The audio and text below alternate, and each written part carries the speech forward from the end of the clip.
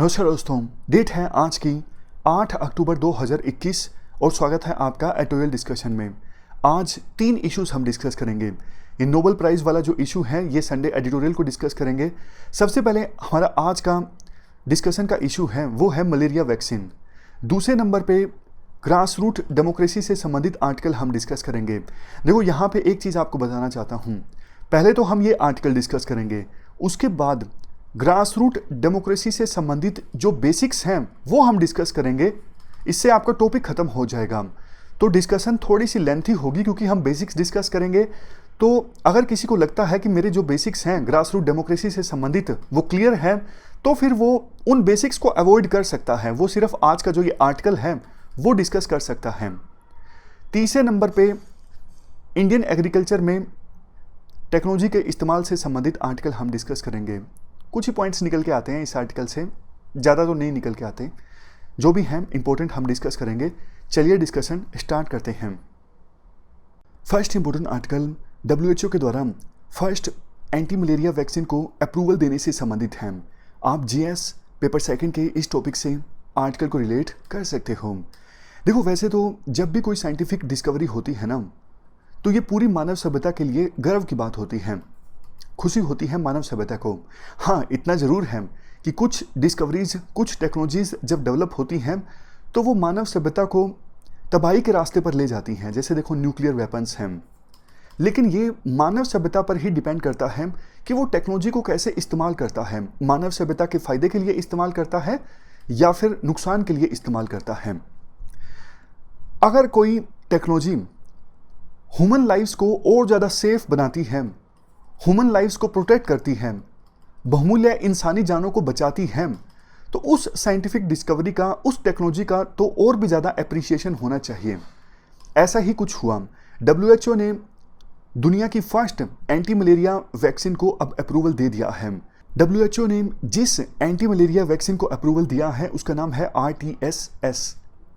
वैसे तो देखो एंटी मलेरिया की वैक्सीन पर बहुत सालों से काम चल रहा था, लेकिन बात करें इस पर्टिकुलर वैक्सीन की जिसे WHO ने अप्रूवल दिया है, इसको पायलट बेसिस पर बच्चों में और इन्फेंट्स में इस्तेमाल भी किया जा रहा था 2015 से अफ्रीका में। यूरोपियन मेडिसिन एजेंसी ने इसे अप्रूवल दे दिया था 2015 में कि पायलट बेसिस पर यानी एक्सपेरिमेंटल तौर पर आप इसका इस्तेमाल कर सकते हो। तो पिछले 5 साल का डेटा है जो कि यूज़ किया गया इस वैक्सीन को पायलट बेसिस पर, उसके बेस पे अब WHO ने भी इस वैक्सीन को अप्रूवल दे दिया है। और ये मूवमेंट तब आई है जब कुछ एक्सपर्ट्स ये चिंता व्यक्त कर रहे थे कि मलेरिया के जो केस हैं वो बढ़ रहे हैं और मलेरिया के अगेंस्ट जो प्रोग्रेस है मानव सभ्यता की वो कमज़ोर पड़ रही है। तो अच्छे समय पर ये जो वैक्सीन है इसे अब WHO के द्वारा अप्रूवल दिया गया है। ये जो वैक्सीन है ना RTS-S जिसे अप्रूवल मिला है, ये देखो वैसे पिछले 30 साल से बन रही थी।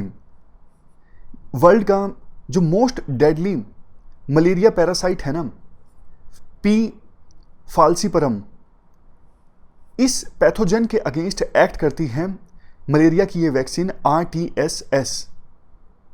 तो इस वैक्सीन को लेने से मलेरिया हो भी जाता है तो वो इतना सीवियर नहीं होगा।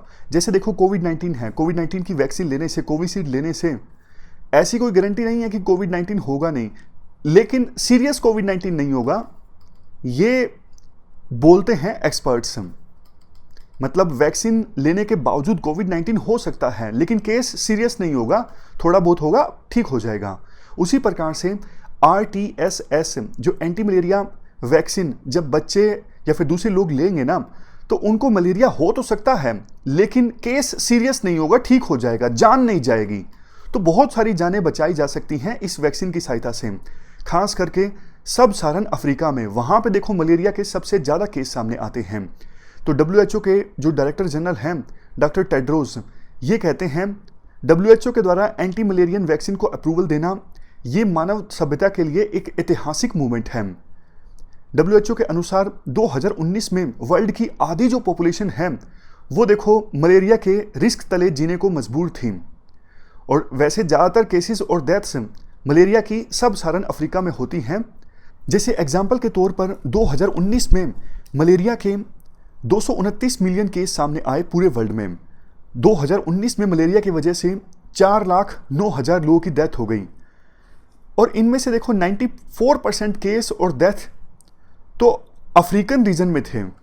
तो अफ्रीकन रीजन में सिचुएशन सबसे ज़्यादा खराब थी।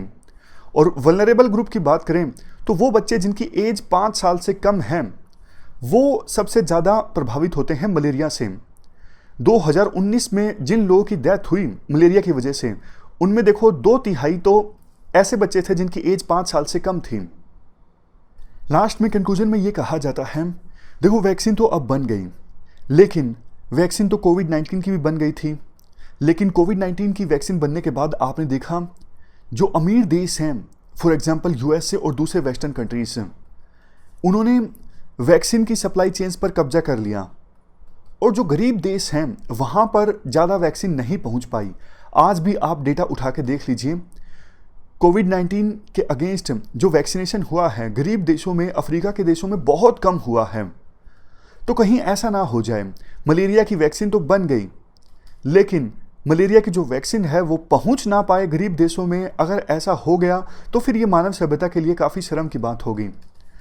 कॉस्ट कम होनी चाहिए इस वैक्सीन की और पहुंचनी चाहिए ज़रूरतमंद लोगों तक। और दूसरी चीज़ देखो, बहुत से देश जो अभी कुछ स्टेप्स लेते हैं ना मलेरिया के अगेंस्ट, जैसे जनता को फ्री नेट्स प्रोवाइड करते हैं कि बेड के आसपास जो जाली नहीं लगा के सोते रात को ताकि मच्छर ना आ पाएं। तो ऐसी ऐसी चीज़ें जो कुछ देश अब करते हैं, वल्नरेबल इलाकों में नेट्स प्रोवाइड करते हैं, ये एक्टिविटीज़ बंद नहीं होनी चाहिए ये सोच के कि अब तो वैक्सीन आ गई है।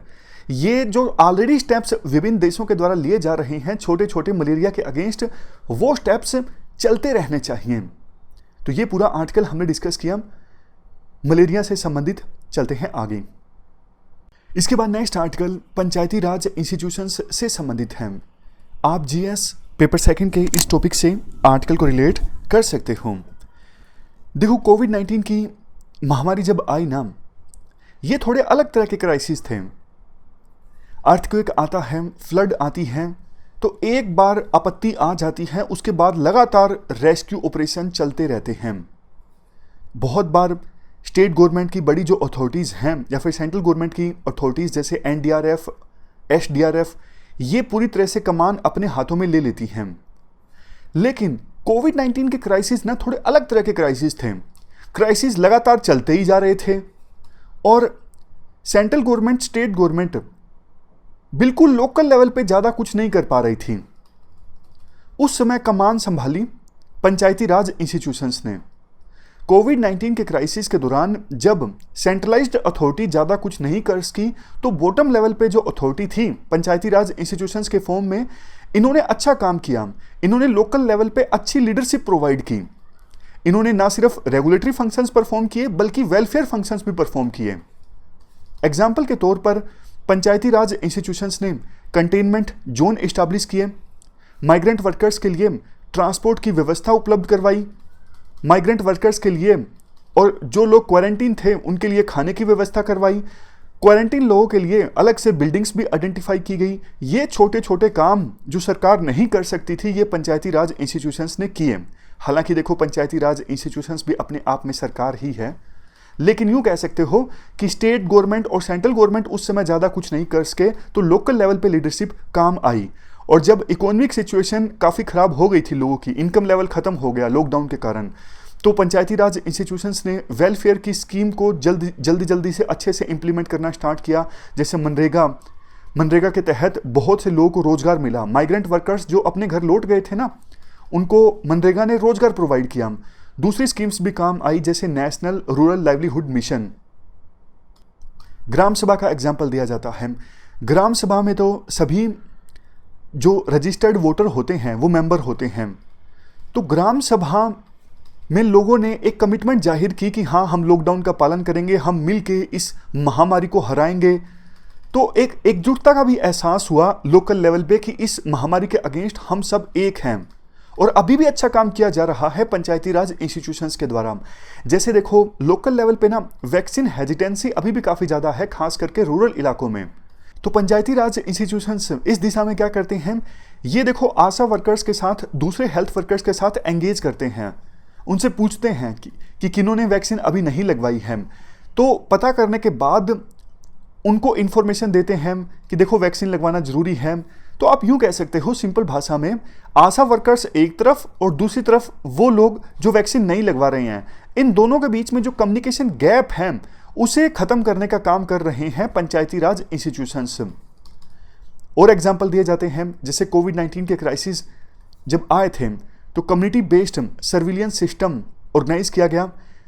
इस कम्युनिटी बेस्ड सर्विलियंस सिस्टम के तहत विलेज में जो बड़े बुजुर्ग होते हैं, यूथ, सेल्फ हेल्प ग्रुप्स, इन सबको मोबिलाइज किया गया। ये सब नज़र रख के क्वारंटीन सेंटर पर कहीं ऐसा तो नहीं कोई कोविड पॉजिटिव है वो बाहर निकल गया है क्वारंटीन सेंटर से और गांव में घूम रहा है खुले से। इवन इन सबको मोबिलाइज करके ये भी पता लगवाया गया कि गांव में किसी पर्सन को बुखार है, अगर है तो उसे क्वारंटीन किया जा सके। मतलब सिटीजन्स को अच्छे से मोबिलाइज किया गया पंचायती राज इंस्टीट्यूशंस के द्वारा। इसके बाद आर्टिकल में एक अलग एस्पेक्ट आता है। एस्पेक्ट ये है कि पंचायती राज इंस्टीट्यूशंस की जो कैपेसिटी है वो और ज़्यादा मजबूत करने की आवश्यकता है कि अगर कल को इसी प्रकार की कोई डिजास्टर आती है तो पंचायती राज इंस्टीट्यूशंस और बेहतर ढंग से उस डिजास्टर से निपट सकें। देखो एक स्ट्रेटजी है, योकोहामा स्ट्रेटजी।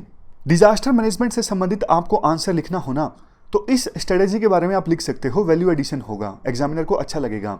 ये स्ट्रेटजी कहती है, देखो डिजास्टर मैनेजमेंट तो ठीक है, मतलब एक बार डिजास्टर हो गया तो उसके बाद रेस्क्यू ऑपरेशन चलाना, डिजास्टर को मैनेज करना, ये सब तो ठीक है, बट इंपॉर्टेंट ये है कि आप पहले से तैयार रहो, यानी डिजास्टर को आने से पहले ही उसे प्रिवेंट किया जा सके। अगर आता है तो इसका इम्पैक्ट कम से कम हो, और आता है तो पहले से सभी स्टेक होल्डर्स तैयार हों डिजास्टर के रिस्पॉन्स के तौर पर, तो फिर जो डिजास्टर से होने वाला जो नुकसान है वो कम से कम किया जा सकता है। सिंपल भाषा में बोलें, डिजास्टर मैनेजमेंट तो एक एस्पेक्ट है, लेकिन उससे भी ज़्यादा इंपॉर्टेंट है डिजास्टर को प्रिवेंट करना, डिजास्टर को होने से रोकना, अगर हो जाता है उसके प्रभाव को कम से कम करना, और डिजास्टर जब आता है तो फिर तैयार रहना कि कैसे हमें निपटना है, इन पर ध्यान देना जरूरी है। तो इस रिस्पेक्ट में काफ़ी सारे इनिशिएटिव्स लिए जा सकते हैं पंचायती राज इंस्टीट्यूशंस की कैपेसिटी को मजबूत करने के लिए, ताकि पंचायती राज इंस्टीट्यूशंस भी डिजास्टर को प्रिवेंट कर सकें, डिजास्टर को मिटिगेट कर सकें, यानी इंपैक्ट को कम कर सकें, और डिजास्टर से पहले अपने आप को प्रिपेयर कर सकें ताकि डिजास्टर आता है तो अच्छे से डिजास्टर से निपट सकें। तो मेनली 3 सजेशंस राइटर के द्वारा दिए जाते हैं। सबसे पहला सजेशन, पंचायती राज एक्ट में डिजास्टर मैनेजमेंट से संबंधित चैप्टर्स भी इंक्लूड होने चाहिए। जो पंचायती राज का एक्ट है ना, उस एक्ट में डिजास्टर मैनेजमेंट से संबंधित जो प्रोविजंस हैं वो होने चाहिए साफ साफ।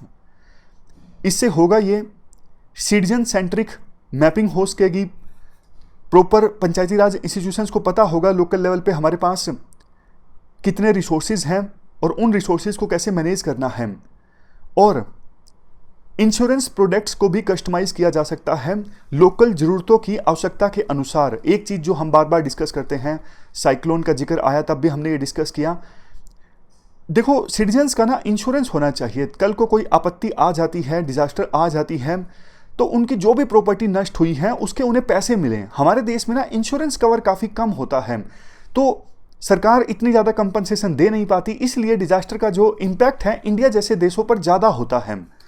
जापान जैसे देशों में डिजास्टर आती भी है ना, तो लोकल लेवल पे ऑलमोस्ट हर एक सिटीजन का इंश्योरेंस होता है, उसको इंश्योरेंस का पैसा मिल जाता है, घर नष्ट भी हुआ है तो इसलिए वो बेहतर ढंग से डिजास्टर से निपट पाते हैं। दूसरा सजेशन राइटर ये देते हैं, लोकेशन स्पेसिफिक ट्रेनिंग प्रोग्राम चलाना। देखो हमारे देश में अलग अलग जगह पर अलग अलग तरह की डिजास्टर्स आ सकती हैं, कहीं पर फ्लड ज़्यादा आती हैं, कोस्टल एरियाज में साइक्लोन ज़्यादा आते हैं, तो सिचुएशन के हिसाब से, ज्योग्राफी के हिसाब से आप कम्युनिटी के लिए ट्रेनिंग प्रोग्राम चलाना, ताकि उनके पास आवश्यक स्किल्स हो। जो लोकल जगह पर जो डिजास्टर आती है, जैसे जहाँ पर फ्लड आती है तो लोकल लोगों के पास स्किल हो फ्लड से निपटने के लिए, कोस्टल एरियाज में जो लोग रहते हैं उनके पास स्किल हो साइक्लोन से निपटने के लिए। तो ज्योग्राफी स्पेसिफिक स्किल प्रोग्राम आप चलाओ डिजास्टर से निपटने के लिए। लास्ट में तीसरा सजेशन राइटर ये देते हैं, कम्युनिटीज़ को इन्वॉल्व करो आप लोकल लेवल पे। जैसे SDRF का फंड तो है, state disaster response fund, national level पे भी डिजास्टर से निपटने के लिए फंड है। आप बिल्कुल लोकल लेवल पे भी एक फंड इस्टेब्लिश करो और कम्युनिटी को एनकरेज करें कि आप भी इस फंड में कंट्रीब्यूट कीजिए। लोकल लेवल पे कम्युनिटीज की कुछ ट्रेडिशनल विजडम होती है, जैसे देखो सुनामी लहरों से निपटने के लिए आपको याद होगा अंडमान निकोबार में एक ट्राइब थी जिनको उनके पूर्वजों ने बता के रखा था कि समुद्र में पानी का लेवल अगर पीछे जाए तो आप ऊपर पहाड़ों में चले जाना। उनके पूर्वजों ने उनको ये बात बता रखी थी, तो उनकी ये विजडम काम आई। समुद्र में पानी का लेवल जब पहले कम हो गया, सुनामी में यही होता है ना, पानी का लेवल पहले कम होता है फिर एकदम से बड़ी बड़ी लहरें आती हैं। तो जब पानी पीछे चला गया ना समुद्र में, तो वो ट्राइब ऊपर पहाड़ों में चली गई, उन्हें खतरा का एहसास हो गया था। तो यही एग्जाम्पल है कि लोकल लेवल पे कम्युनिटी की जो ट्रेडिशनल विजडम है ना, उसे भी यूज किया जाए डिजास्टर से निपटने में। तो मतलब सिंपल पॉइंट ये है, कम्युनिटी को इन्वॉल्व करना हर एक एफर्ट में, फाइनेंशियल लेवल पर और कैसे निपटा जाए प्रैक्टिस लेवल पर, पॉलिटिकल लेवल पर। तो ये कुछ सजेशंस हैं राइटर देते हैं पंचायती राज इंस्टीट्यूशंस का रोल डिजास्टर से निपटने में। तो इस प्रकार से आज का आर्टिकल तो देखो हमने डिस्कस कर लिया, लेकिन अब पंचायती राज इंस्टीट्यूशंस से संबंधित कुछ बेसिक्स हम डिस्कस कर लेते हैं। आपकी मर्जी है, आप ये बेसिक्स डिस्कस करना चाहते हो या फिर नहीं करना चाहते हो। आज का जो आर्टिकल है वो तो देखो यहीं पर समाप्त हो गया है। अब आगे कुछ बेसिक्स देख लीजिए जो एग्जाम के लिए इंपॉर्टेंट हैं। अगर आप इन बेसिक्स से परिचित हो तो आप अवॉइड कर सकते हो, लेकिन मैं तो यही सजेस्ट करूंगा अगर आपके पास टाइम है तो आप इन बेसिक्स को देख लीजिए, सुन लीजिए, अभी नहीं तो बाद में सुन लीजिएगा आपकी सुविधा के अनुसार। पहले आप मुझे मतलब बताइए, ग्रास रूट डेमोक्रेसी से आप क्या समझते हो? ग्रास रूट डेमोक्रेसी का देखो सिंपल मतलब ये है, जो lower straight of the society है, मतलब समाज के दबे कुचले लोग, लोएस्ट लेवल पे जो लोग हैं, उनकी इंपावरमेंट। जॉन रस्किन की एक बुक है अनटू दिस लास्ट। इस बुक में जॉन रस्किन ने एक कंसेप्ट दिया है rising of all. Mahatma Gandhi का जो सर्वोदय का कंसेप्ट है वो यहीं से निकल के आता है, जॉन रस्किन की बुक अनटू दिस लास्ट से। यानी सर्वोदय का मतलब है डेवलपमेंट फॉर ऑल। सर्वोदय का कंसेप्ट डिटेल से डिस्कस किया था, आपको याद होगा जब हमने गांधी को डिस्कस किया था। वैसे देखो ग्रास रूट डेमोक्रेसी के बारे में यह भी कहा जाता है अंत्योदय। अंत्योदय का मतलब है अंत, यानी बिल्कुल लास्ट में जो पर्सन है उसका उदय, उसकी डेवलपमेंट। तो अंत्योदय का मतलब हुआ empowerment of poorest of poor, यानी गरीब से गरीब जो पर्सन है उसकी डेवलपमेंट, उसकी इंपावरमेंट। तो ये मतलब है ग्रास रूट डेमोक्रेसी का। आप अंत्योदय कह लीजिए, सर्वोदय कह लीजिए, या फिर ये कह लीजिए कि लोअर स्ट्रेटा ऑफ सोसाइटी में जो लोग आते हैं उनकी इंपावरमेंट। तो हमने सिंपल मतलब समझा ग्रास रूट डेमोक्रेसी का। डेमोक्रेसी के बारे में जब भी आप बात करो, जब भी डेमोक्रेसी को समझो, तो हर एक एस्पेक्ट में समझो, सोशल एस्पेक्ट में, इकोनॉमिकल एस्पेक्ट में और पॉलिटिकल एस्पेक्ट में भी। ग्रास रूट डेमोक्रेसी के देखो बहुत सारे फायदे भी हैं, बहुत सारे लाभ हैं। कहा यह जाता है डिसेंट्रलाइजेशन के बिना या फिर कम्युनिटी पार्टिसिपेशन के बिना ना तो देखो गुड गवर्नेंस संभव है, ना ही सस्टेनेबल डेवलपमेंट संभव है और ना ही इंक्लूसिव ग्रोथ संभव है। मतलब अगर हम हमारे देश में इंक्लूसिव ग्रोथ इंश्योर करना चाहते हैं, हम चाहते हैं कि देश में सस्टेनेबल डेवलपमेंट आए, गुड गवर्नेंस आए, तो हमें डिसेंट्रलाइजेशन पे फोकस करना होगा। गवर्नेंस में यह भी इंश्योर करना होगा कि कम्युनिटी का भी पार्टिसिपेशन हो। कहने का एसेंस है ग्रास रूट डेमोक्रेसी पे फोकस करना होगा। अगर देखो कम्युनिटी पार्टिसिपेट करती है गवर्नेंस में तो इसकी एक एजुकेटिव वैल्यू भी है। इससे देश के नागरिक जो हैं वो और ज़्यादा जिम्मेदार बनते हैं, रिस्पॉन्सिबल सिटीजन बनते हैं। और कोई भी देश ग्रेटनेस अचीव नहीं कर सकता जब तक कि उसके नागरिक रिस्पॉन्सिबल ना हो, उसके नागरिक महान ना हो। तो किसी देश के नागरिक कैसे हैं ये तय करता है वो देश महान बनेगा या फिर नहीं। प्लेटो का एक कंसेप्ट था, आपको याद होगा हमने डिस्कस किया था, state is individual writ large. इस कंसेप्ट से प्लेटो का मतलब ये था इंडिविजुअल लेवल पे जस्टिस का जो कंसेप्ट अप्लाई होता है वही कंसेप्ट स्टेट लेवल पे भी अप्लाई होगा। याद होगा प्लेटो ने कहा था इंडिविजुअल अगर स्मॉल लेटर है तो स्टेट एक कैपिटल लेटर है, state is individual writ large. Even देखो J.S. मिल्स के बारे में भी हमने डिस्कस किया था। J.S. मिल्स को 20वीं शताब्दी का ग्रेटेस्ट फिलोसफर भी कहा जाता है। इन्होंने कहा था, अपने लोगों को दबा के कोई भी देश महान नहीं बन सकता। अमर्त्य सेन भी यही कहते हैं। अमर्त्य सेन कहते हैं इंटरडिपेंडेंस है दो चीज़ों के बीच, इंपावरमेंट के बीच और डेवलपमेंट के बीच। अगर आप गरीब लोगों को इंपावर करते हो तो डेवलपमेंट अपने आप आएगा। डेमोक्रेसी एक एंट्रेंसिक वैल्यू है, बहुत सारे फायदे हैं डेमोक्रेसी के। ये बात बोली जाती है अमर्त्य सेन के द्वारा। पंचायती राज हमारे देश में वैसे तो पहले भी था, लेकिन उतना ज़्यादा भाव देती नहीं थी विभिन्न सरकारें पंचायती राज को 73rd अमेंडमेंट से पहले। 73rd अमेंडमेंट के बाद, जब से संविधान में 73rd अमेंडमेंट हुई है, उसके बाद से कोशिश की गई है यूनिफॉर्मिटी लाने की। आगे आएगा किस प्रकार से पंचायती राज हमारे देश में इवोल्व होता है, लेकिन फिलहाल हम पंचायत का सिंपल काम जान लेते हैं। पंचायत का काम क्या होता है? पंचायत का काम देखो ये होता है कि रूरल एरियाज में इकोनॉमिक और सोशल डेवलपमेंट के लिए प्लान प्रिपेयर करना। तो आप कह सकते हो लोकल लेवल पे सेल्फ गवर्नेंस के इंस्टीट्यूशंस हैं पंचायत से। पंचायत के द्वारा रूरल एरियाज की सोशल और इकोनॉमिक डेवलपमेंट के लिए स्कीम्स को भी इम्प्लीमेंट किया जाता है। इसी वजह से कहा जाता है रूरल डेवलपमेंट के लिए, पुअर्टी और डेप्रीविएशन को एड्रेस करने के लिए पंचायत को एम्पावर करना बहुत ज़्यादा जरूरी है। देखो वैसे आज़ादी को 70 वर्ष हो गए हैं, संविधान को बने 70 वर्ष हो गए हैं, लेकिन गांधी का जो विजन था विलेजेस को सेल्फ सफिशिएंट बनाना, वो जो विजन है वो अभी तक पूरा नहीं हो सका है। माइग्रेशन आपको पता है बहुत ज़्यादा देखने को मिलता है गांव से शहरों की तरफ। छोटी छोटी सुविधाओं के लिए भी गांव जो हैं वो पूरी तरह से शहरों के मोहताज हो गए हैं। और ये देखो ऐसी सिचुएशन तब है जब गवर्नमेंट ने रूरल डेवलपमेंट पे बहुत ज़्यादा फोकस किया है। ऐसा नहीं है कि रूरल डेवलपमेंट पे गवर्नमेंट ने खर्चा नहीं किया है, बहुत ज़्यादा पैसा खर्च किया है गवर्नमेंट ने रूरल डेवलपमेंट के लिए, गरीबी को ख़त्म करने के लिए। क्योंकि देखो रूरल एरियाज़ का रिप्रेजेंटेशन जो है पार्लियामेंट में ज़्यादा है, लेकिन क्वेश्चन ये उठ जाता है कि इतना सारे एफर्ट्स लगाने के बावजूद, इतना पैसा खर्च होने के बावजूद और रूरल डेवलपमेंट प्रायोरिटी रडार पे होने के बावजूद क्यों नहीं ग्रामीण इलाकों का विकास हो सका है? तो इसका मतलब तो यही है कहीं ना कहीं हमारे विकास की जो स्ट्रेटजी है, डेवलपमेंट स्ट्रेटजी है, उसी में कमी है। देखो 1990 तक तो 1990 के बाद तो आपको पता है एलपीजी रिफॉर्म्स आ गए, लिबरलाइजेशन, प्राइवेटाइजेशन, ग्लोबलाइजेशन। उससे पहले स्टेट लेड डेवलपमेंट मॉडल हमने फॉलो किया था। स्टेट डिसाइड करता था कहाँ पे कैसे कौन सी इंडस्ट्री इस्टेब्लिश की जाए। मकसद था बैलेंस डेवलपमेंट को इंश्योर करना।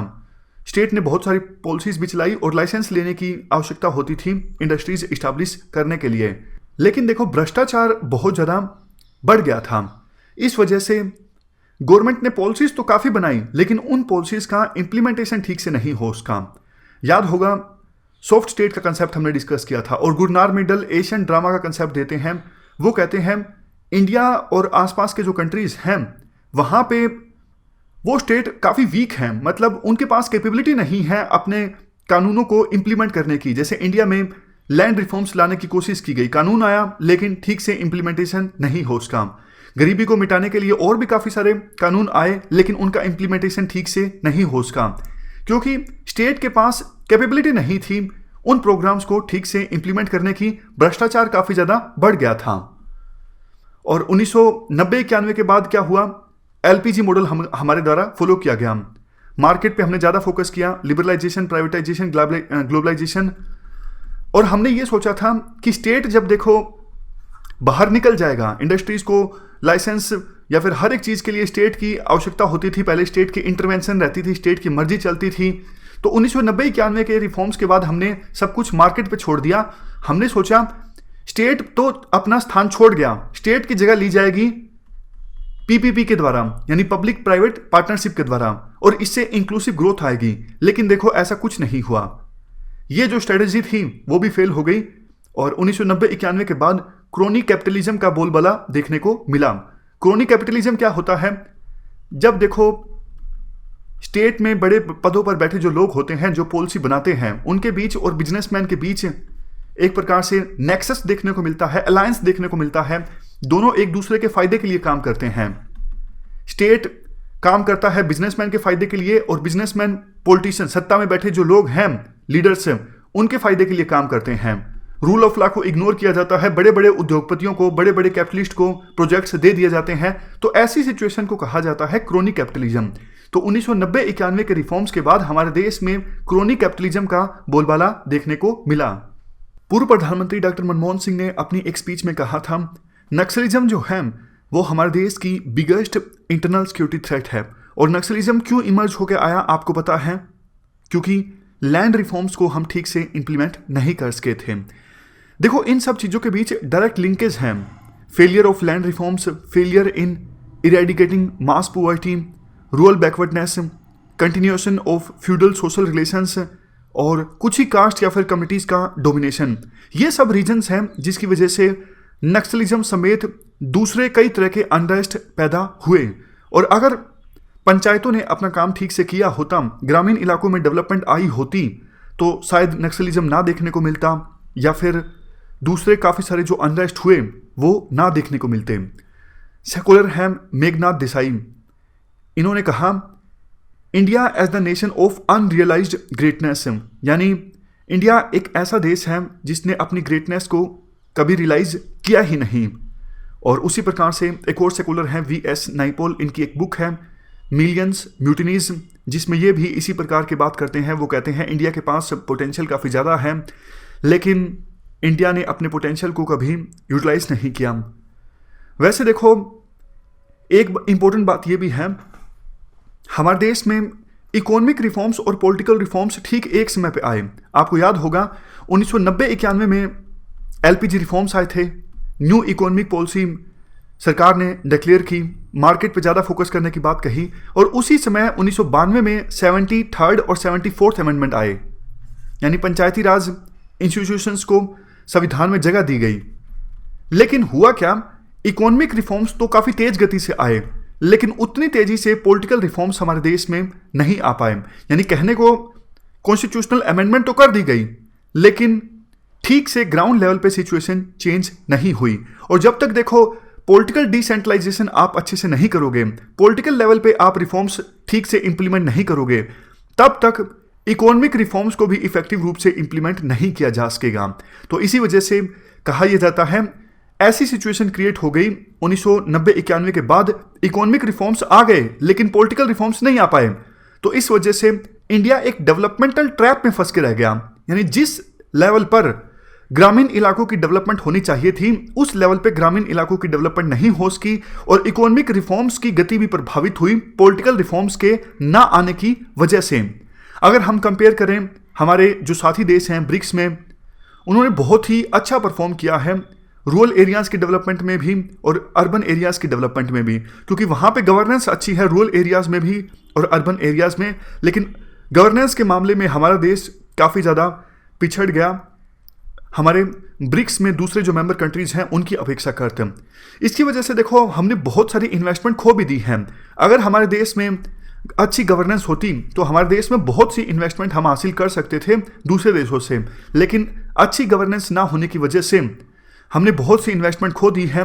हमारे देश में अभी भी red tapism, corruption, lack of judicial reforms, lack of infrastructure, basic services का अभाव, ये सब चीज़ें देखने को मिलती हैं।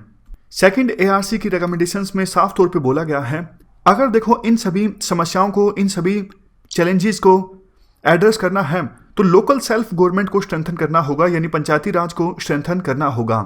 गुड गवर्नेंस अगर आप लाना चाहते हो तो आपको सिटीजन सेंट्रिक गवर्नेंस पे काम करना होगा। सिटीजन सेंट्रिक गवर्नेंस आपको लानी होगी हमारे देश में, और इसके लिए देखो हमें ये चाहिए 3 टीयर्स में, सबसे ऊपर है यूनियन गवर्नमेंट, नीचे स्टेट गवर्नमेंट और उससे नीचे पंचायती राज। जो सबसे नीचे वाला टीयर है उसको सबसे ज़्यादा मजबूत बनाने की आवश्यकता है। तो पंचायती राज इंस्टीट्यूशंस को हमें फंक्शंस देने की आवश्यकता है, मतलब उन्हें पावर्स देने की आवश्यकता है, उन्हें फंड्स देने की आवश्यकता है, पैसा देने की आवश्यकता है, और तीसरा एफ है, हमें उन्हें फंक्शनरीज देने की आवश्यकता है। मतलब पंचायती राज इंस्टीट्यूशंस में जो लोग काम करते हैं, ग्रास रूट लेवल के जो रिप्रेजेंटेटिव हैं, उनको कैपेबल बनाने की आवश्यकता है ट्रेनिंग देकर। तो 3 एफ देने होंगे पंचायती राज इंस्टीट्यूशंस को। सबसे पहले फंड, दूसरे नंबर पे फंक्शंस, तीसरे नंबर पे फंक्शनरीज। देखो, जब 73rd 74th अमेंडमेंट को आए 20 साल पूरे हो गए 2012 के आसपास, तो उस समय मणिशंकर अय्यर की अध्यक्षता में एक कमेटी गठित की गई थी।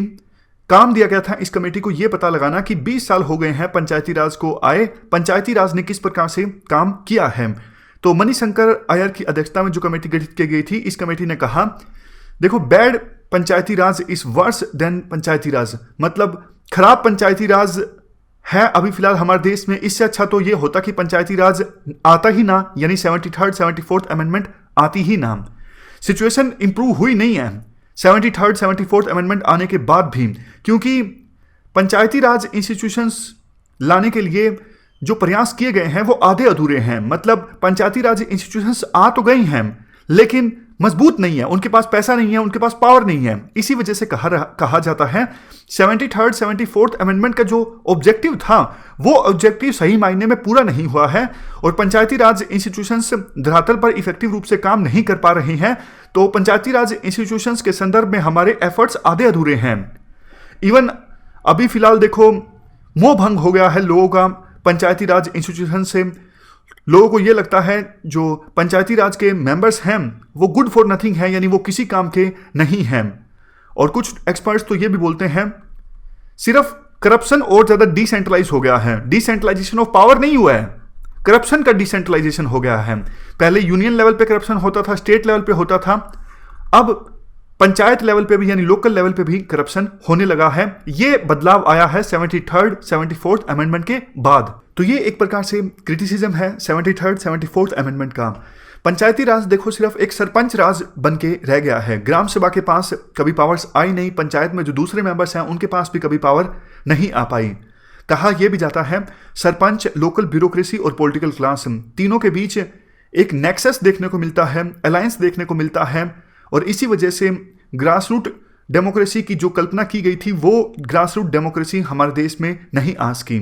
इवन देखो, मणिशंकर अय्यर कमेटी से पहले भी एक कमेटी गठित की गई थी अशोक मेहता की अध्यक्षता में। इस कमेटी ने भी कहा पंचायती राज इंस्टीट्यूशंस के खिलाफ एक षड्यंत्र देखने को मिलता है, एक कंस्पायरेसी देखने को मिलती है, जिस वजह से पंचायती राज इंस्टीट्यूशंस सफल रूप से काम नहीं कर पाए हैं। वो फेल नहीं हुए हैं, एक्चुअली उन्हें फेल किया गया है। क्वेश्चन ये उठता है कंस्पायरेसी किसके द्वारा की गई है? कंस्पायरेटर्स हैं ब्यूरोक्रेसी और स्टेट गवर्नमेंट। देखो, लोकल लेवल पे जो ब्यूरोक्रेसी है वो ज़्यादा भाव देती नहीं है पंचायती राज इंस्टीट्यूशंस के में रिप्रेजेंटेटिव्स को। उनको ये लगता है अगर लोकल लेवल पे जो रिप्रेजेंटेटिव्स हैं उनके पास पावर आ गई तो हमें कौन पूछेगा। इसलिए जो सिविल सर्विस के नुमाइंदे हैं वो पंचायती राज इंस्टीट्यूशंस में जो रिप्रेजेंटेटिव्स हैं उनको पावर नहीं लेने देते, उनको दबा के रखते हैं। इस वजह से इफेक्टिव रूप से वो काम नहीं कर पाए हैं पंचायती राज इंस्टीट्यूशंस के मेंबर्स। कॉलोनियल माइंडसेट जो है सिविल सर्वेंट्स का वो चेंज होना चाहिए था। और एविडेंस ये भी है कि पंचायत रिप्रेजेंटेटिव्स के साथ जो परमानेंट ऑफिशियल्स हैं वो ठीक से बिहेव नहीं करते हैं और उनका रवैया जो है सरकारी कर्मचारियों का पंचायती राज इंस्टीट्यूशंस के मेंबर्स के साथ यानी पंचायती रिप्रेजेंटेटिव्स के साथ रवैया बहुत ज़्यादा नॉन कोऑपरेशन का रहता है, भाव नहीं देते, ज़्यादा इन्फॉर्मेशन नहीं देते। तो इस वजह से ये इंस्टीट्यूशंस ज़्यादा इफेक्टिव रूप से काम नहीं कर पाए हैं। केरल देखो एक एग्जांपल है, केरल गवर्नमेंट स्पेशल एक कोड ऑफ कंडक्ट लेके आई थी कि किस प्रकार से सिविल सर्वेंट्स के द्वारा बिहेव किया जाएगा पंचायत रिप्रेजेंटेटिव्स के साथ। और केरल में ये गाइडलाइंस आने के बाद वहाँ पे जो पंचायत रिप्रेजेंटेटिव्स हैं उनका सम्मान सोसाइटी में काफ़ी ज़्यादा बढ़ गया, वो सफल रूप से काम कर सके और ग्राउंड लेवल पे वो डेवलपमेंट लेके आए। ब्यूरोक्रेसी के बाद हम बात करते हैं स्टेट गवर्नमेंट की, किस प्रकार से स्टेट गवर्नमेंट्स रिस्पॉन्सिबल हैं जिसकी वजह से जो पंचायत हैं वो ठीक से काम नहीं कर पाई हैं। देखो, स्टेट्स ने पावर नहीं दी है पंचायत्स को और कुछ एक्सपर्ट्स तो ये बोलते हैं स्टेट के पास खुद के पास ही पावर नहीं है, वो पंचायत्स को क्या पावर देगी। कुछ एक्सपर्ट्स का ये बोलना है जैसे देखो म्यूनसिपैलिटीज़ के पास पावर नहीं होती, स्टेट भी एक प्रकार से ग्लोरीफाइड म्यूनसिपैलिटीज की तरह ही हैं, यानी बड़ी म्यूनसिपैलिटी आप कह सकते हो स्टेट को, स्टेट के पास खुद के पास ही पावर नहीं होती। नेक्स्ट पॉइंट ये भी है, कुछ एक्सपर्ट्स कहते हैं स्टेट इसलिए भी स्ट्रेंथन नहीं करते पंचायती राज इंस्टीट्यूशंस को क्योंकि उन्हें डर लगता है अगर पंचायती राज इंस्टीट्यूशंस को स्ट्रेंथन किया गया, मजबूत किया गया तो लोकल लेवल पे एक नई लीडरशिप इमर्ज होके आएगी और लोकल लेवल पे नई लीडरशिप इमर्ज होके आ गई तो स्टेट लेवल के जो लीडर्स हैं उन्हें कौन पूछेगा, ये भी एक रीजन है। और इवन स्टेट लेवल पे जो लीडर्स हैं उनको ये भी लगता है अगर लोकल लेवल पे पंचायती राज इंस्टीट्यूशंस मजबूत हुए तो डोमिनेंट कास्ट या फिर ट्रेडिशनल जो एलिट्स हैं उनकी हेगमनी खत्म हो जाएगी, इसलिए भी वो ज़्यादा इंटरेस्ट दिखाते नहीं हैं पंचायती राज इंस्टीट्यूशंस को और ज़्यादा स्ट्रॉन्ग बनाने में। नेक्स्ट वही बात, अगर देखो लोकल गवर्नमेंट सिग्निफिकेंट हो गई तो फिर स्टेट गवर्नमेंट को कोई नहीं पूछेगा, स्टेट गवर्नमेंट इनसिग्निफिकेंट हो जाएगी। इस वजह से स्टेट जो है पंचायती राज इंस्टीट्यूशंस को मजबूत नहीं बनाते हैं। अब बात करते हैं यूनियन गवर्नमेंट की। वैसे तो देखो यूनियन गवर्नमेंट का कोई सीधा सीधा रोल नहीं है पंचायत के संदर्भ में, लेकिन फिर भी डीपीएसपी में आर्टिकल नंबर 40 जो है वो ऑर्गेनाइजेशन ऑफ पंचायत की बात करता है। तो डीपीएसपी के अकॉर्डिंग एक्ट करते हुए स्टेट यूनियन जो है वो काफ़ी कुछ कर सकता है पंचायत को एम्पावर करने के लिए, लेकिन यूनियन गवर्नमेंट के द्वारा प्रॉपर एक्शन नहीं लिए गए हैं। विभिन्न जो यूनियन गवर्नमेंट्स हैं, सेंट्रल गवर्नमेंट में कई सारी सरकारें आई, उन्होंने बल्कि अपने हाथों में पावर्स और ज़्यादा सेंट्रलाइज किया, मतलब पंचायत को एम्पावर करने के बजाय अपने हाथों में पावर्स को और ज़्यादा सेंट्रलाइज किया विभिन्न यूनियन गवर्नमेंट्स ने। देखो कुछ एक्सपर्ट्स ये बोलते हैं सबसे पहले तो यूनियन गवर्नमेंट को पावर देनी होगी स्टेट गवर्नमेंट को। मान लीजिए 3 टायर हैं, यहाँ पे यूनियन, उसके नीचे स्टेट और उसके नीचे पंचायती राज। जब देखो यूनियन गवर्नमेंट स्टेट गवर्नमेंट को पावर देगी, पावर, फंक्शन और फंक्शनरीज तीनों चीज देगी, तो तभी तो ना स्टेट जो है वो पंचायती राज इंस्टीट्यूशंस को मजबूत कर सकेगा। इस वजह से डेवोल्यूशन होना चाहिए ना सिर्फ स्टेट से पंचायती राज इंस्टीट्यूशंस का, बल्कि यूनियन को भी अपने कुछ पावर्स, फंक्शंस या फिर फंड्स और ज़्यादा एलोकेट करने होंगे स्टेट्स को, ऐसा कहा जाता है कुछ एक्सपर्ट्स के द्वारा। नेक्स्ट हम बात करते हैं हमारे देश में पंचायती राज के एक्सपेरिमेंट की कुछ वीकनेस। देखो पहली वीकनेस ये है, हमारे देश में पंचायती राज जो आया ये डिमांड ड्रिवन अप्रोच की सहायता से नहीं आया, सप्लाई ड्रिवन अप्रोच की सहायता से आया। मतलब कभी आपने देखा ग्रास रूट लेवल पे बहुत बड़ी मूवमेंट चली हो कि हाँ भाई टीयर 3 को या फिर लोकल पंचायती राज इंस्टीट्यूशंस को मजबूत बनाया जाए, प्रोटेस्ट हुआ हो बड़े लेवल पे? नहीं। तो डिमांड अगर उठती ना, सिविल सोसाइटी खड़ी होती पंचायती राज के मांग के लिए, तो पंचायती राज का इंप्लीमेंटेशन इतना ज़्यादा वीक नहीं होता। सप्लाई रही ऊपर से, लेकिन डिमांड नहीं रही नीचे से। डिमांड रहनी चाहिए। कहा यह भी जाता है इंडिया की डेमोक्रेसी में इन्वायरमेंट और एम्पावरमेंट ऑफ पंचायत, फिर से बोलता हूं, इंडिया की डेमोक्रेसी में यह कहा जाता है एक तो पर्यावरण यानी इन्वायरमेंट, दूसरा एम्पावरमेंट ऑफ पंचायत से, ये दोनों चीजें कभी इशू नहीं बन सकती, ऐसा इंडिया की डेमोक्रेसी में बोला जाता है। और पंचायत के मेंबर्स को ट्रेनिंग देने का कोई खास प्रयास किया नहीं गया। अगर उनको ट्रेनिंग दी जाती तो वो अपना काम ठीक से कर पाते और पंचायती राज इंस्टीट्यूशंस का एक्सपेरिमेंट और ज़्यादा सफल हो सकता।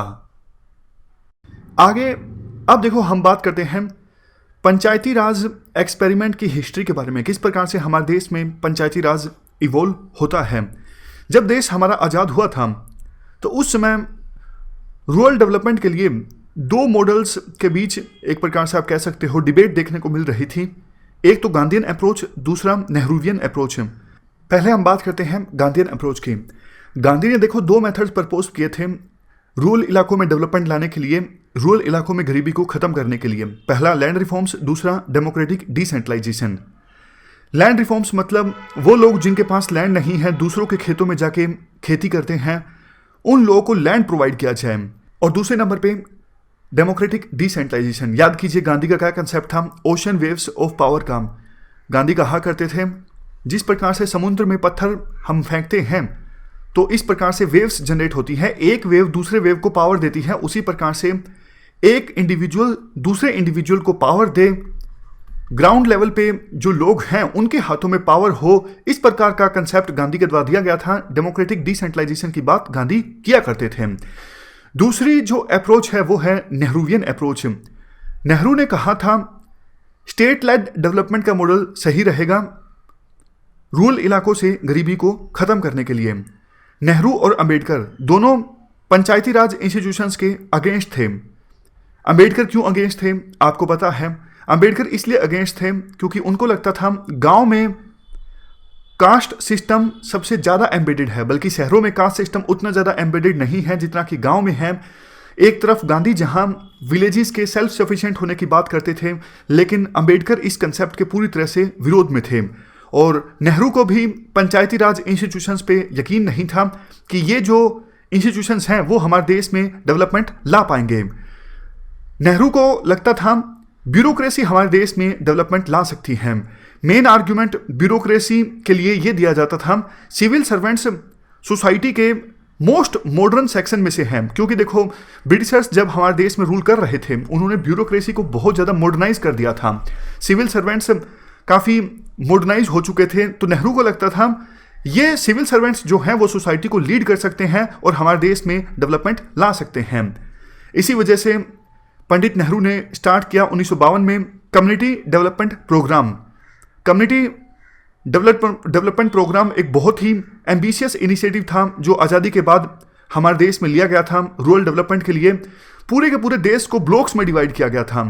पूरे देश को ब्लॉक्स में डिवाइड किया गया था और हर एक ब्लॉक को हेड किया गया था बीडीओ के द्वारा, यानी ब्लॉक डेवलपमेंट ऑफिसर के द्वारा। बीडीओ को असिस्ट कौन करेगा? विलेज लेवल का एक वर्कर असिस्ट करेगा बीडीओ। तो इस प्रकार से रूरल इलाकों में डेवलपमेंट लाने का खाका नेहरू के द्वारा खींचा गया था कम्युनिटी डेवलपमेंट प्रोग्राम में। फिर से बताता हूं क्या क्या था ये community development programme. Community development programme में देखो पूरे भारत को ब्लॉक्स में डिवाइड किया गया था और हर एक ब्लॉक को हेड किया गया था बीडीओ के द्वारा, यानी ब्लॉक डेवलपमेंट ऑफिसर के द्वारा। असिस्ट करने के लिए विलेज लेवल पे एक वर्कर भी था बीडीओ को।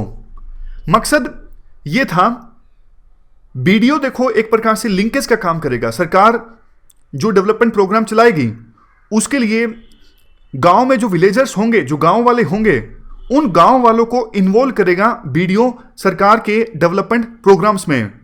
इसके अलावा बीडीओ जो होगा वो प्लानिंग कमीशन के ऑब्जेक्टिव्स को अचीव करने के लिए भी लोकल लेवल पे जो गांव वाले हैं उनको मोटिवेट करेगा, उनको सरकार के प्रोग्राम्स में इन्वॉल्व करेगा।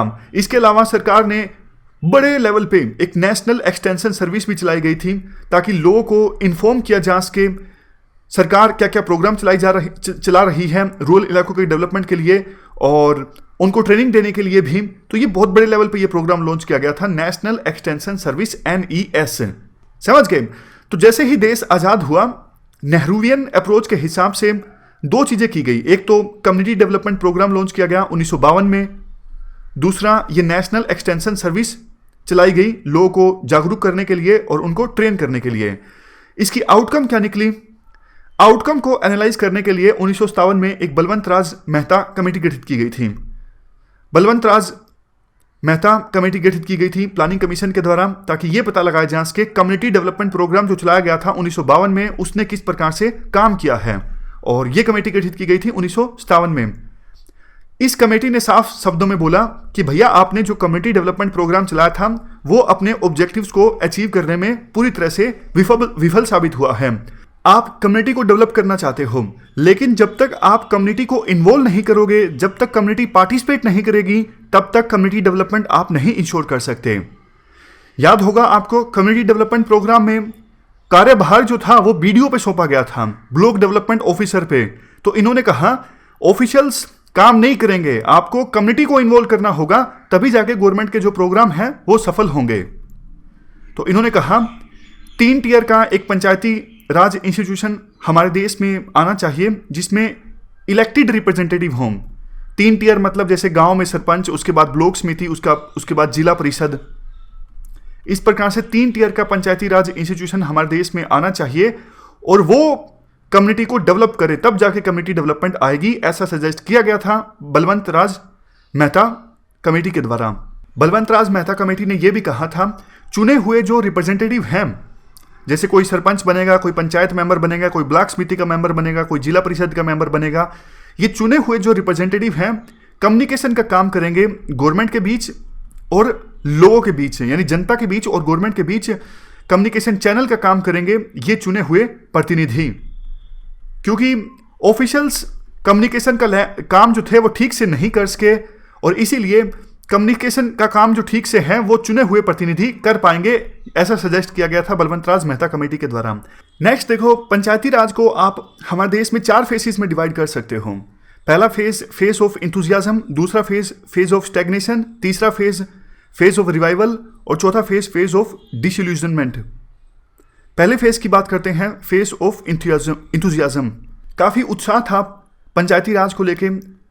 2 अक्टूबर 1959 को राजस्थान नागौर में पंडित नेहरू ने पंचायती राज को इनाग्रेट किया था और उसके बाद सभी स्टेट गवर्नमेंट्स ने पंचायती राज को इंट्रोड्यूस किया अपने अपने राज्यों में। लेकिन ये उत्साह देखो ज़्यादा समय तक नहीं चल पाया। स्टेट्स ने इंथुजियाज्म खो दिया। एक तरफ यूनियन गवर्नमेंट अपने हाथों में और ज़्यादा पावर्स को सेंट्रलाइज करते जा रही थी, दूसरी तरफ स्टेट गवर्नमेंट भी पंचायती राज को पावर देने के लिए तैयार नहीं थी, उनको एम्पावर करने के लिए तैयार नहीं थी। क्योंकि जैसा हमने शुरुआत में डिस्कस किया, जो स्टेट लेवल के लीडर्स थे वो इनसिक्योर महसूस करते थे। उनको लगता था लोकल लेवल पे एक अच्छी लीडरशिप अगर इमर्ज हो गई तो हमारा क्या होगा, हमें कोई नहीं पूछेगा। उसी प्रकार से ब्यूरोक्रेसी को भी यही लगने लगा था, अगर लोकल लेवल पे लीडरशिप इस प्रकार से डेवलप होगी तो हमारी जो रिस्पेक्ट है सोसाइटी में वो कम हो जाएगी। तो ये सेकंड फेज जो था वो स्टैग्नेशन का रहा। इंदिरा गांधी ने और ज़्यादा सेंट्रलाइज्ड ब्यूरोक्रेसी पे फोकस किया। उस समय एक प्रोग्राम चलाया गया था 1975 में, इंटीग्रेटेड रूरल डेवलपमेंट प्रोग्राम। इस प्रोग्राम में ब्यूरोक्रेसी के रोल पर ज़्यादा फोकस किया गया था बजाय के पंचायती राज रिप्रेजेंटेटिव्स के रोल पर। और 1977 में जब जनता पार्टी सत्ता में आती है तो जनता पार्टी में बहुत सारे ऐसे लीडर्स थे जो अपने आप को गांधीयन सोशलिस्ट कहते थे। तो जैसे ही वो सत्ता में आए उन्होंने कहा कि हम लाएंगे पंचायती राज, मतलब हम पंचायती राज को मजबूत करेंगे। 1977 में एक कमेटी गठित की गई थी, अशोक मेहता कमेटी। इस कमेटी को बोला गया था, आप ये बताइए कैसे पंचायती राज इंस्टीट्यूशंस को मजबूत बनाया जा सकता है और पास्ट में जो एफर्ट्स लगाए गए हैं उनमें कमी क्या थी। अशोक मेहता कमेटी ने यह कहा, देखो पंचायती राज इंस्टीट्यूशंस के अगेंस्ट एक कंस्पायरेसी हुई है। शुरुआत में हमने डिस्कस भी किया था, कंस्पायरेसी किसने की? स्टेट गवर्नमेंट और ब्यूरोक्रेसी ने। उनकी वजह से पंचायती राज इंस्टीट्यूशंस मजबूत नहीं हो सके। तो इन्होंने जो रिपोर्ट दी थी उस रिपोर्ट को पार्लियामेंट में टेबल भी नहीं किया गया, तो मतलब इस रिपोर्ट को इग्नोर कर दिया गया। उसके बाद देखो तीसरा फेज आता है 1990s में, मतलब 1980 के लास्ट में या फिर 1990 में। ये जो फेज था इसमें रिवाइवल देखने को मिला। राजीव गांधी सरकार 69th अमेंडमेंट बिल लेके आई। मकसद ये था कि पंचायती राज जो इंस्टीट्यूशंस हैं उनको संवैधानिक दर्जा दिलवाया जा सके। क्योंकि जब तक देखो संवैधानिक दर्जा नहीं था, स्टेट्स ज़्यादा अच्छे से पंचायती राज को मजबूत नहीं करते थे। कभी इलेक्शन करवा लिया, कभी नहीं करवाया, उनकी मर्जी चलती थी। लेकिन एक बार संवैधानिक दर्जा मिल जाता तो उनके लिए कंपलसरी हो जाता हर 5 साल में एक बार इलेक्शंस कंडक्ट करवाना। यूनिफॉर्मिटी हो जाती पूरे देश में। संवैधानिक दर्जा मिलने से पहले किसी स्टेट में 2 टियर थे, किसी में 3 टियर थे, कहीं कहीं तो 4 टियर भी थे। तो यूनिफॉर्मिटी लाने के लिए भी आवश्यक था संवैधानिक दर्जा देना पंचायती राज को। तो इसीलिए राजीव गांधी गवर्नमेंट एक बिल लेके आई थी, 69th अमेंडमेंट बिल। ये बिल लाया गया था LM सिंघवी कमेटी की रिकमेंडेशन के बाद। मकसद था पंचायती राज इंस्टीट्यूशंस को संवैधानिक दर्जा देना। लेकिन ये बिल पास नहीं हो उसका था, क्योंकि राज्यसभा में पास नहीं हो उसका था। लोकसभा में तो मेजोरिटी थी इनकी, राजीव गांधी गवर्नमेंट की, और बहुत प्रचंड बहुमत था, क्योंकि इंदिरा गांधी की डेथ हुई थी आपको याद हो, और उसके बाद तुरंत इलेक्शंस कंडक्ट हुए थे। स्टेट्स को उस समय यह लगा था कि हमें बाईपास किया जा रहा है, हमसे पावर छीनी जा रही है। तो काफ़ी ज़्यादा विरोध भी हुआ था इस बिल का। उसके बाद देखो 1991 में जब नरसिम्हा राव देश के प्रधानमंत्री बने तो 1992 में 73rd 74th अमेंडमेंट आ गई। अभी फिलहाल हमारा टॉपिक चल रहा है 73rd अमेंडमेंट का। 74th जो है वो अर्बन गवर्नेंस से संबंधित है। तो नरसिम्हा राव की सरकार ने ये इंश्योर किया कि संवैधानिक दर्जा मिले पंचायती राज इंस्टीट्यूशंस को, और 73rd अमेंडमेंट एक्ट की सहायता से संवैधानिक दर्जा मिल ही गया आखिरकार पंचायती राज इंस्टीट्यूशंस को। कैसे ये पॉसिबल हो पाया? नरसिम्हा राव की सरकार में जो बिल आया पार्लियामेंट में पास होने के लिए, उस बिल ने प्रोविजंस को 2 कैटेगरीज में डिवाइड कर दिया। देखो, एक कैटेगरी तो उन प्रोविजंस की बनाई गई जिन पर स्टेट्स की कोई आपत्ति नहीं थी। स्टेट्स कहते थे कि आप ये प्रोविजन कर सकते हो, हमें कोई आपत्ति नहीं है। दूसरी कैटेगरी उन प्रोविजंस की बनाई गई जिनको लेके स्टेट्स को आपत्ति थी। तो देखो, वो प्रोविजंस तो बिल में ऐड ही नहीं किए गए जिनको लेके स्टेट्स को आपत्ति थी। तो कुछ एक्सपर्ट्स का कहना है आधा अधूरा प्रयास किया गया था हमारे देश में पंचायती राज लाने के लिए। एक प्रकार से स्केलेटन क्रिएट किया गया था, मतलब एक ढांचा क्रिएट कर दिया, उसके अंदर कितना फ्लैश, कितना मास भरना है, ये स्टेट्स पे छोड़ दिया गया था। अब देखो कुछ स्टेट्स ने तो अच्छा काम किया, मतलब उन्होंने पंचायती राज को एम्पावर किया, इफेक्टिव रूप से 73rd अमेंडमेंट को इंप्लीमेंट करने की कोशिश की, जैसे केरल, वेस्ट बंगाल, महाराष्ट्र, सिक्किम। लेकिन बाकी राज्यों में स्केल्टन में मास अच्छा नहीं भरा गया विभिन्न राज्यों के द्वारा, यानी 73rd अमेंडमेंट को अच्छे से इंप्लीमेंट नहीं किया गया। अब लास्ट में हम बात करते हैं चौथे फेज की, 21वीं शताब्दी, phase 4, phase of disillusionment. Disillusionment का मतलब होता है मोह भंग होना, मतलब लोगों का विश्वास ही उठ गया, लोगों को लगने लगा कि पंचायत राज कोई काम का नहीं है, इनको पावर तो देते नहीं है, इसलिए कोई उम्मीद उनसे है नहीं। मणिशंकर अय्यर कमेटी, जैसा हमने शुरुआत में डिस्कस किया, गठित की गई थी। 20 साल जब पूरे हो गए थे 73rd अमेंडमेंट को आए 2012 के आसपास, तो उस समय इस कमेटी ने कहा कि हमारे देश में जो पंचायती राज है वो बैड पंचायती राज है, और बैड पंचायती राज तो एक प्रकार से पंचायती राज होने से भी बुरा है, मतलब इससे अच्छा तो पंचायती राज ना ही होता। क्योंकि बैड पंचायती राज से क्या हो रहा है, एक तो देखो नेक्सस देखने को मिलता है सरपंच का, ब्यूरोक्रेसी का, पॉलिटिकल लीडर्स का, और करप्शन का डिसेंट्रलाइजेशन हो गया है। पंचायत को ना तो फंक्शंस दिए गए हैं, ना ही फंक्शनरीज दिए गए हैं, ना ही फंड्स दिए गए हैं।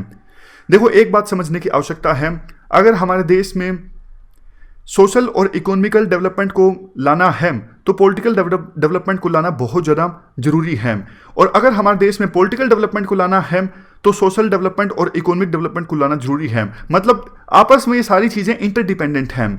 तो कुछ एक्सपर्ट्स ये भी बोलते हैं एग्रेरियन रिलेशंस को ट्रांसफॉर्म करने की आवश्यकता है, यानी लैंड रिफॉर्म्स की आज के समय में पहले से भी ज़्यादा आवश्यकता है। लोगों की ग्रास रूट लेवल पे कैपेसिटी बिल्ड होनी चाहिए, और इंटाइटल बेस्ड गवर्नेंस की आवश्यकता है, लोगों को बेसिक राइट्स मिलने चाहिए। अगर ये सब चीज़ें होती हैं तो पॉलिटिकल डेवलपमेंट भी अपने आप आएगी, यानी ग्रास रूट लेवल जो डेमोक्रेसी है वो अपने आप इंप्रूव होगी।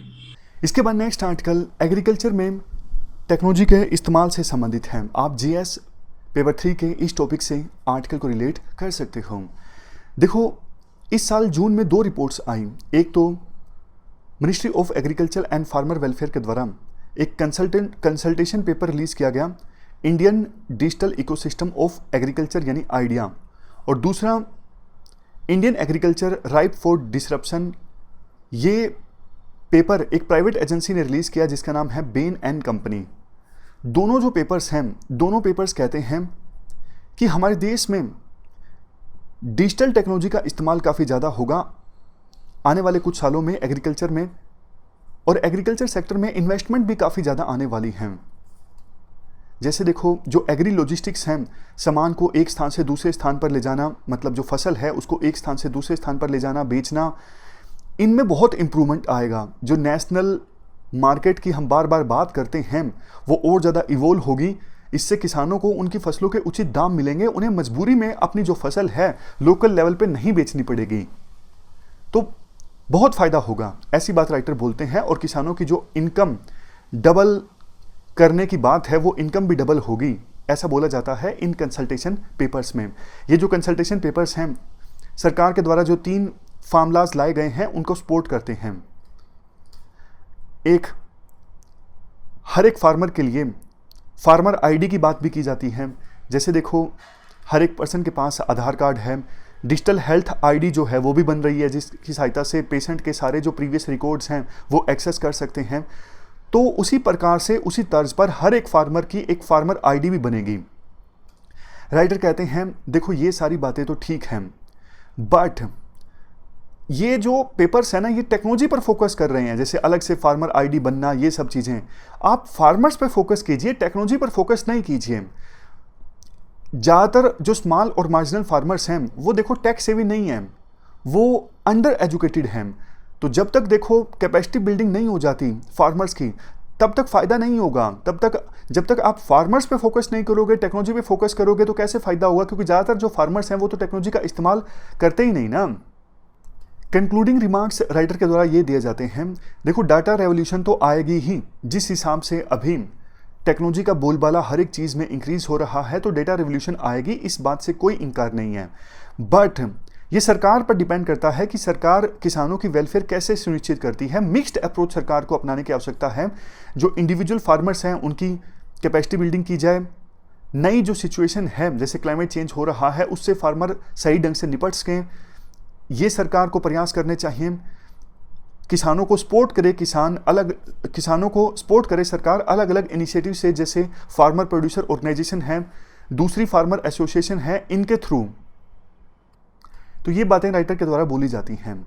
ये थी हमारी आज की डिस्कशन। अब इस डिस्कशन में इतना ही है, 3 इश्यूज आज हमने डिस्कस किए। Thank you very much for discussion.